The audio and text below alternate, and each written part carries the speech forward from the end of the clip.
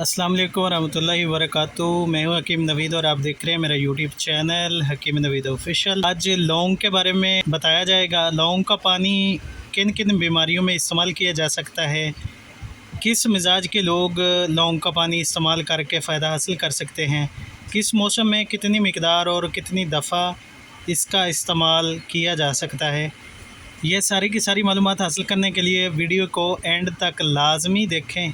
इससे पहले अगर आप मेरे चैनल पर नए हैं तो मेरे चैनल को सब्सक्राइब करें, साथ के बेल आइकन को दबा दें ताकि इस तरह के मुफीद नुस्खा जात आप तक पहुंचते रहें। लौंग का पानी बहुत सारी बीमारियों में इस्तेमाल किया जाता है। मुख्तलिफ़ तरीक़ाकार से इसका इस्तेमाल करना मुफीद होता है। लौंग का पानी से मुराद पानी में भिगोकर इसका पानी इस्तेमाल भी किया जा सकता है। इसके अलावा कहवा की सूरत में भी लौंग का पानी इस्तेमाल किया जा सकता है। मैदे के अल्सर, पट्ठों के दर्द और जोड़ों के वर्म के लिए लौंग का पानी बेहतरीन इलाज के तौर पर इस्तेमाल किया जाता है। जिन लोगों को पुराने से पुराना मैदे का अल्सर है, गुर्दे के वर्म हैं या जोड़ों में सोजन का मसला होता है, वो लोग 10 ग्राम लौंग लेकर 1 पाव पानी के अंदर रात को भिगो कर रखें।